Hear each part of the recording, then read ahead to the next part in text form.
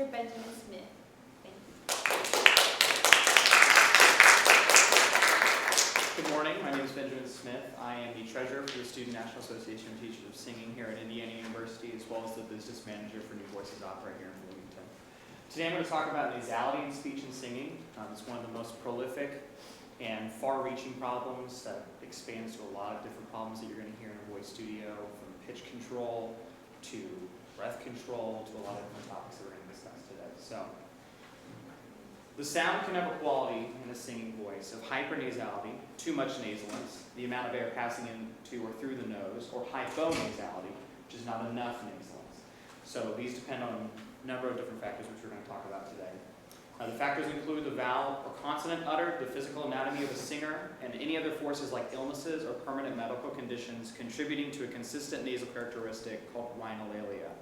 There can also be environmental effects on the sound, such as the usage of nasality in a singer's native language and regional dialect. And once the causes of hypernasality or hyponasality in speech and singing are identified, we can use several techniques to rectify that. So, to understand how to control nasality in the voice, one must first grasp the anatomy of the resonators involved in production of sound in speech and singing. There are 4 sections of the vocal tract that contribute to the reflection and reinforcement of the sound from the vocal cords. From directly above the cords and moving upward, we have the trachea and the larynx, the pharynx, which we divide into 3 sections, the laryngopharynx, the oropharynx, and the nasopharynx, and the oral cavity or buccal cavity, the mouth. Specific to the concepts discussed here are the anatomies of the oropharynx, the nasopharynx, the nose, and the sinuses. The nose has 2 nostrils that's separated at the midline by the septum. But this is made up of cartilage at the tip of the nose and then bone back near the skull, and directly behind the skull, directly behind the nose in the face is the nasal cavity, which is another term for the nasopharynx. So, this cavity is separated from the oral cavity by the velum, or soft palate. This is what we're going to be talking about most today. In addition to detecting scents and contributing the sense of taste, the nose warms and cleans the air as it enters your body and proceeds to the lungs. The nose is lined with a mucous membrane and cilia that can catch dust, germs, and other harmful particles as they enter your body. So, also involved in the research today are the sinuses. And although they don't contribute directly to resonance, they are important for developing correct sensations related to nasal resonance and forward placement. So sinuses are cavities in the face that are filled with air, reducing the weight of the skull and contribute to small amounts of resonance. Like the nose, the sinuses are lined with a mucous membrane, but this membrane is more sensitive and also helps fight infections. The sinuses are connected to the nose through passageways that carry mucus into the nose. There are 4 sinus cavities in the face, including the ethmoid, directly adjacent to each side of the nose and between the eyes, the frontal sinuses, which are in the forehead, your maxillary sinuses, which are in your cheeks, they lay between your teeth and your eyes, and the sphenoid sinuses, which are behind your eyes. So we all know what sinus head is, right? The soft palate or velum is what separates the oral and nasal cavities and contributes to a significant amount of shaping the resonance in the vocal tract and controls the escape of air into the nasal cavity. So for the most part, when Americans speak, the soft palate is raised and the back of the palate is pressed against the pharyngeal wall. So right here we have the closed, when most of the time when we're speaking, the exception being when we use our nasal consonants, M, N, and N with the tail. So, we've got that nasal port open. And of course, when we speak French, we sing in French, you're approaching that with an open nasal port as well.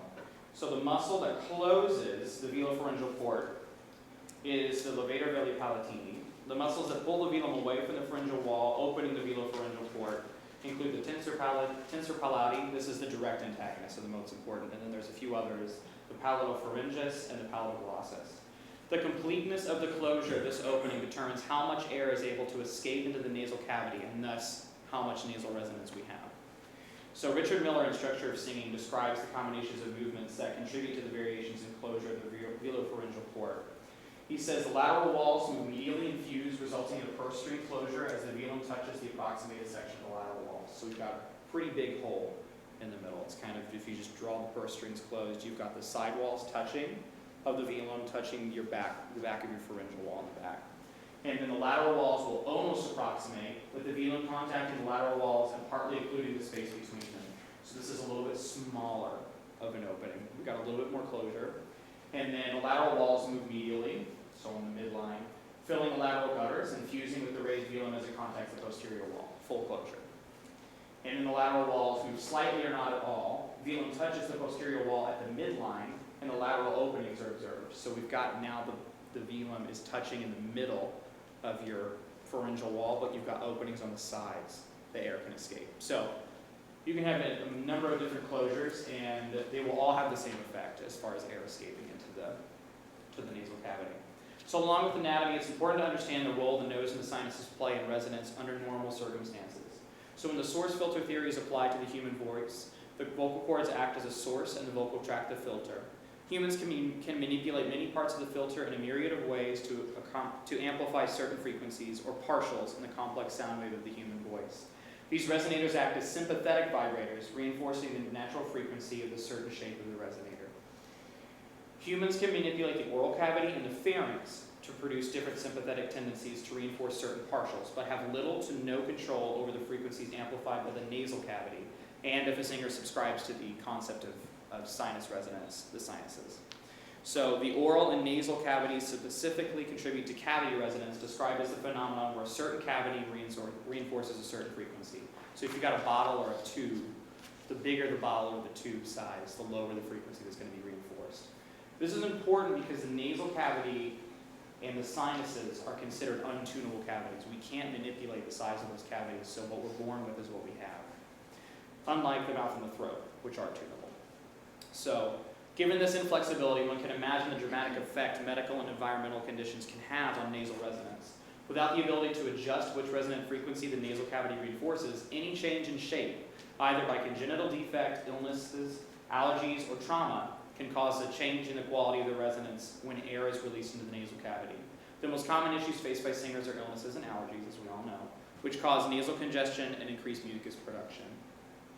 Aside from the common cold, there are several ailments that can cause changes in nasal resonance, all of which will cause hyponasality. So we're talking about an insufficient amount of nasal resonance.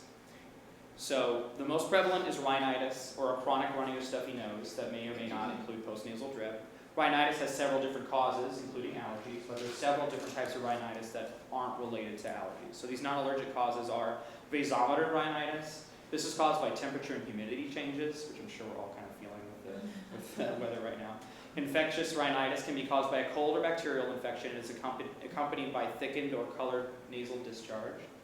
And this one's kind of important for us. So rhinitis medicamentosa is caused by an overuse of nasal sprays. So I'm talking about things like Afrin, not necessarily saline sprays, but things that are medicated, that are intended to reduce swelling in the nose and to help clear up a blockage in your nasal cavity. If you use these longer than what's recommended, you can have a rebound effect of rhinitis, which then you need a doctor's supervision to wean yourself off of those medications. So be careful when you're using nasal sprays. Another concern for singers, but it's not as common, are nasal polyps. They'll feel like constant congestion and results in loss of taste or smell and a thick, discolored discharge. Polyps are growths in the nose and sinuses that can block airflow and can be caused by infections, but all causes are not known.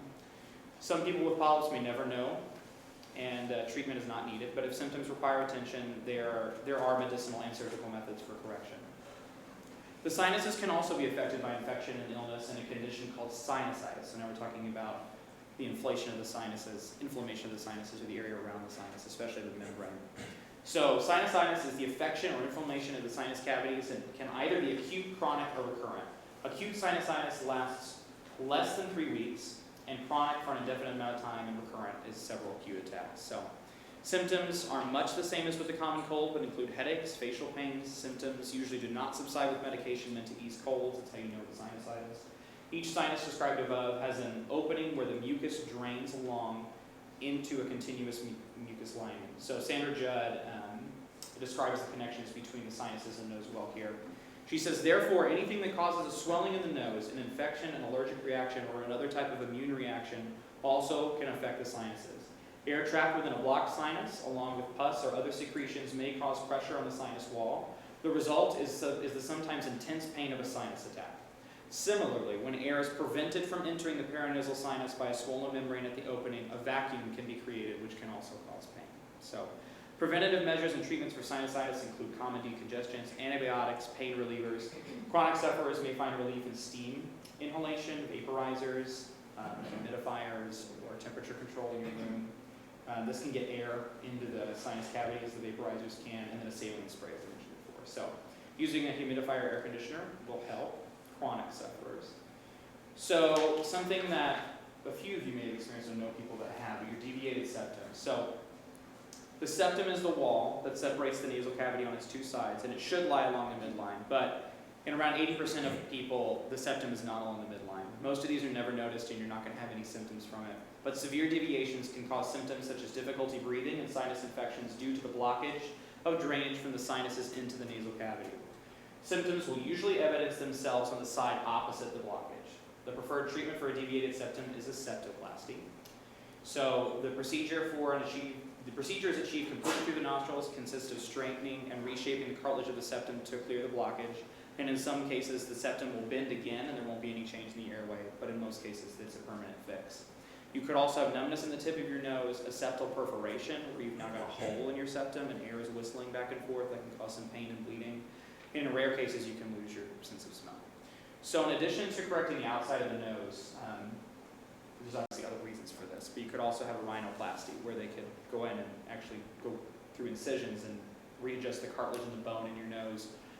One, for appearance, and two, if there is a serious deviation, and sometimes they actually need to just completely readjust the way your nose sits on your face. So that's a little bit more in depth and was going to take a lot longer to recover, but the same kind of risks that you have with the septoplasty occur in a rhinoplasty as well. It's also possible to have a condition called velopharyngeal insufficiency. This is probably the most important part of today's talk. So where the velum does not seal the velopharyngeal port adequately, causing rhinolalia. So the most common cause of velopharyngeal insufficiency is a cleft palate. According to the CDC, roughly 1 in 700 children will be born with a cleft lip or palate, and of these children, 70% will have a cleft palate. People with cleft palate will be missing a part or all of their hard and or soft palates. Patients with cleft palate will present with hypernasal speech, resulting from an increase in the amount of nasal escape. Non-invasive remedies usually include speech therapy, training the muscles to further adduct the velopharyngeal port, and ensure the space in the oral cavity is larger than that of the nasal cavity. Prosthetics can also be utilized to improve oral resonance and lift or extend the palate. Unfortunately, nasal escape is almost never remedied entirely without surgery. One of these procedures is called palatoplasty, and it involves the reshaping and extending of the palate permanently. I should mention that there's a lot more serious side effects to having a cleft lip or palate. We're just going to focus on what affects singing today. So, there was a study performed by James Cowan from the University of Oxford on the effects of palatoplasties and pharyngoplasties on 3 individuals with different mechanical defects causing nasal escape. So subject 1 was a man who had coped with his cleft palate fairly well since childhood and from whom speech therapy was pretty successful.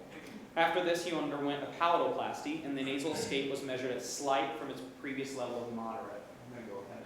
So this is subject 1. This is a diagram that James Cowan had in his research. So we can see on the side here, slight, medium, gross. So he started out at medium. This is where he had his palatoplasty. So he fixed his cleft palate, and then his nasal escape went down to slight. James Cowan thought he could do a little bit better, and so he went ahead and performed a pharyngoplasty. So he extended the back of the pharynx, right in the area of the adenoids, and built up a little bit so that when the muscles pulled the velum back, it contacted the back wall finally. So he had a really strong, right after the surgery, he had some really bad nasal escape because he couldn't control the muscles and swelling and all that. And then we go down to basically no nasal escape. So he speaks normally now with no therapy. The other subject is a little bit more intense. This is a subject 2, who spoke normally from the age of 5, and then had her tonsils removed and her adenoids removed. She had a tonsillectomy and an adenoidectomy. So kind of scary because a lot of us have tonsils removed when we're younger, or even as we're older later in life. The concern is if scar tissue builds up on the back of the pharyngeal wall, or if the removal removes too much, if we're not just removing the adenoids. Now we're mainly talking about if you have an adenoidectomy with your tonsillectomy. If you just have your tonsils removed, probably not going to worry about this. If they recommend an adenonectomy, which is right on the back of your pharyngeal wall, you're now removing space. You're making more space for the air to flow through. So she had an intense, unintelligible nasalence, so you couldn't understand anything she was saying until she was 12. Went to James Callan and did the same thing. Built up the back wall right here, and now we can see that her velan is touching completely, all the way back to normal speech. So there is a fix for it, but something to be careful about if you're just recommending, you should just go get your tonsils removed. There are some risks that you should talk to your doctor about if that's a concern for you. They know that you're a singer, and this is important. So, let's see if there's anything else I want to say about that. Nope. Okay, so a singer's native language and regional dialect will also affect the degree of nasalence present in normal speech. So, English does not contain many utterances, as we mentioned before, that release air into the nasopharynx. The three sounds requiring the open velopharyngeal port again are and Obviously, the velum does not close the gap to the pharyngeal wall instantly. Therefore, the vowels immediately preceding and following these nasal consonants will have varying degrees of nasality. Certain regions of America are known for more nasality than others. Such regions include the large metropolises up on the northeast coast, such as Philadelphia, New York, and Boston, as well as rural regions of the northeast, southeast, and throughout the plains regions. So, an interesting experiment was conducted by Andre Malico of the University of California, Riverside, and he used a tape cutting experiment. This is a little outdated. We can do it a little bit differently now with digital technology, but he's actually cutting the recording, the actual tape, when he's doing this. So, he took these utterances of words like camp and can't. So, basically, what he did with this is he took somebody from these regions that has nasality with American speech and recorded them regularly just saying camp and can't. And then he cut the nasal continuum out. So he cut out the M and he cut out the N. So it just looks like can't. I can't even say it because I'm nasal. So camp and can't. Even though I'm not putting the M or the N in there, you still hear the implied nasal. And the listeners in the experiment were unable to differentiate when the speaker was not using a nasal continuum and when they were using the nasal continuum. So, in singing, this has a pretty important side effect. Obviously, even if we're not actually saying the N or the N, our velum is already approximating and anticipating opening to let that air through. So, if we're holding a note longer and there's an M at the end, we need to train ourselves how to keep that velum touching the back wall longer. So, what do we do with all this information? How can you remedy nasal resonance problems in a singer once you understand the mechanics and conditions involved in creating a hypo or hypernasal sound? How do you balance this care to hypernasalize with the need to provide forward resonance? So first, the teacher needs to comprehend the detriment nasality can have in singing. Arguably the most important for classical singers is that nasality can severely reduce projection. The attraction for singers is nasality will resonate within the conductive resonators, the bones and cartilages in the head, and create an appealing sound from the singer's perspective. In reality, a nasal sound will reduce the reinforcement of frequencies within the singer's formant. So we're in that 3,000 hertz range there. So the first formant strength is also going to be reduced by about 10 decibels. Nasality will also have an effect on diction.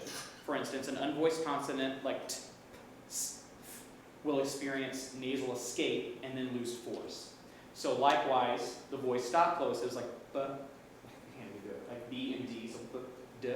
If you open that, you're going to start sounding like when you're singing those phrases. So you're going to start sounding like a nasal continuum. People aren't going to understand the B's. B's are going to be M's, D's are going to be N's, things like that. So a nasal sound can be particularly attractive to male singers navigating through the passaggio, from personal experience, and as it provides an easy fix to the difficult formant adjustments required. So especially tenors, it's so easy for young singers to just go nasal and navigate those hard breaks when you're going up into the upper passaggio, into the second passaggio especially. So keeping in mind that they may be using nasalence as a way that it feels good for them to get into that next space. So it's not a good long-term solution, and it should be attended to with all other causes of nasality.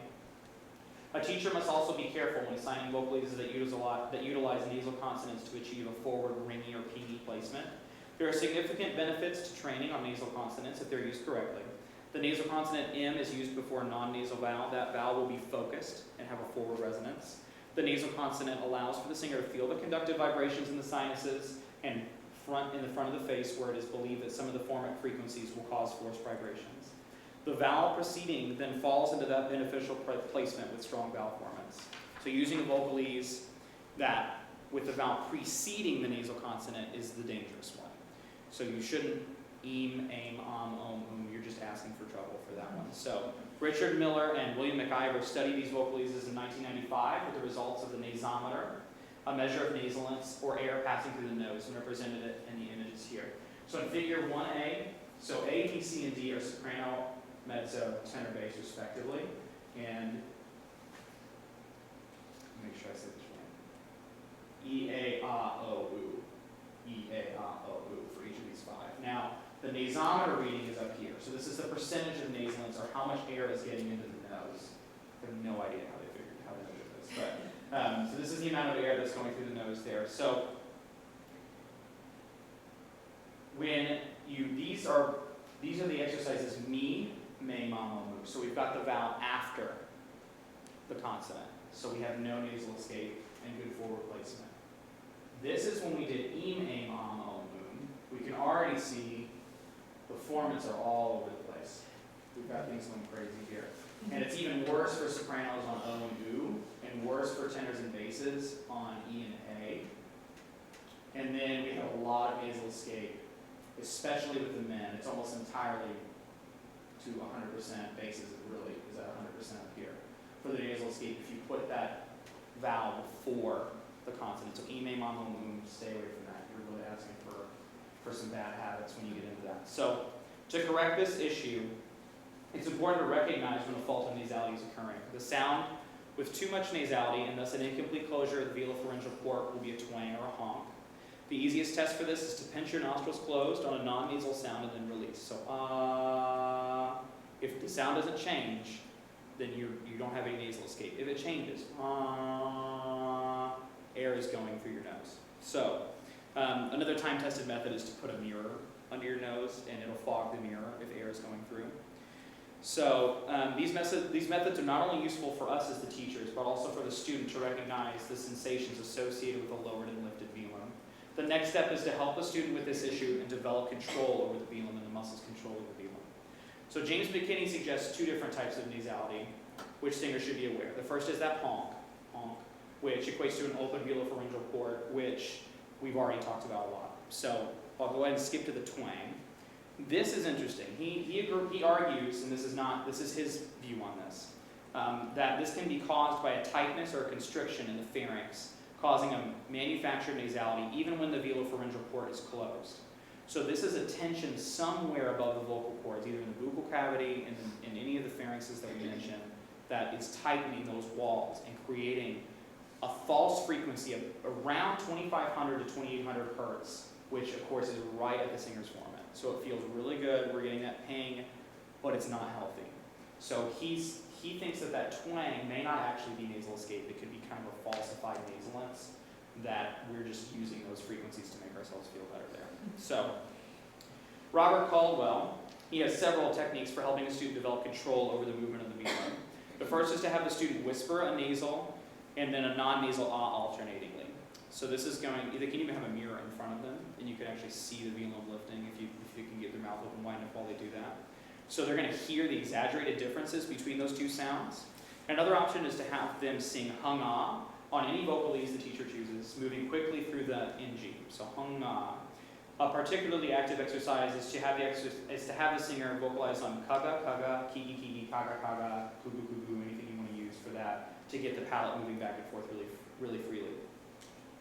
So Miller supports the technique of singing on a sustained NG and opening to a non-nasal vowel. Again, this will reinforce the opposition of an open velopharyngeal port on NG and a closed port on the vowel. For further consideration, Miller discusses the uses of each different nasal consonant in the structure of singing. So having discussed N, we won't talk about that so much right now. But N is useful when a singer is hyponasal or has almost no forward resonance. So you can use the N to get that sound right up in the mask and use that, again, before the vowels, not after. And that's going to help you Also in an exercise you could go from in to m and then back to n. So na, and move between those two nasal continuants and then move to the vowel to really get everything buzzing up there. Miller agrees with Caldwell in the uses of the consonant ng. He advises many exercises using the word sung preceding the cardinal vowels. And in structure, he also advises caution against an overextended drop jaw, usually in ng. Sung na, you really have the habit to just throw your jaw open, so making sure that the student isn't compensating by throwing their jaw all the way down either. So if they start to do that, you might just move back to n. It might be more beneficial to use the n for that. It's also important to remember that the nasal consonants should not be carried too high due to a need for an open oral cavity and buccal aperture. However, if a remedy is necessary, n and ng are more preferable to the n up high. So, identifying nasal resonance faults in singing can be difficult, and correcting them even more so, but the benefits can be dramatic. A certain amount of nasality will always be present, and sometimes necessary to the production of a balanced tone. Nasality can prevent a singer from achieving a polished performance in so many aspects of singing, from diction to form and tuning, that not to consider nasality as a remedy to a recurring issue in any of the areas mentioned here is to overlook a solution that may cure many problems at once. While nasality may have many causes, it also has many solutions. And when the correct remedy is administered by a singer or a teacher, the results will be rewarding and long-lasting. Above all, the teacher or the singer must be diligent. The problem will not fix itself overnight with one vocalese or voice lesson. And nasality can recur and requires constant vigilance to prevent the alluring nasal sensations from spilling over into tonal beauty. Thank you.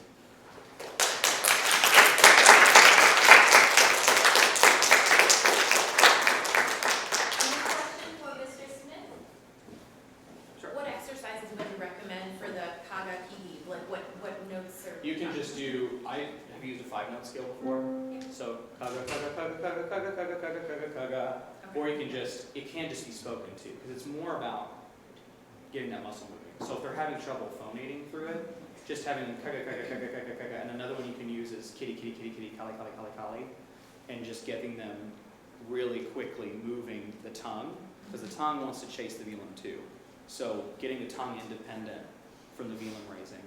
So sometimes when the velum raises and closes, the tongue wants to chase it, and then you've still got this constriction, the twang that McKinney was talking about too.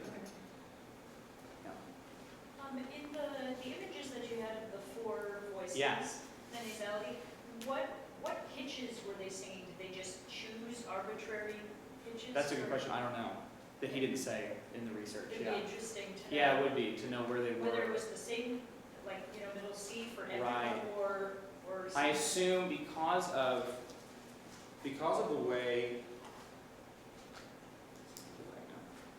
the way the differences that we've got. This is the one without these, so he's saying he may not move. We've got strong formants up here for the tenor. So I'm thinking he's high, and the bass has nothing. So I'm thinking the tenor is in a good spot, which would make more sense because he's wanting to see the tenor use nasality when he gets up into his passaggio. So he's probably in the respective places that nasalence becomes an issue, was my assumption from when we look at, this is basically what you would see in Scott McCoy's software, goes at his book. I can't think of the name of it. It's all over the place. Anyway. inside view. Yes, an inside view, and then the software that comes with that, I'm still blanking on. But this is the precursor to that. So I'm thinking that that's the case, but you can say it's research. Thank you so much. Thank you. Mr.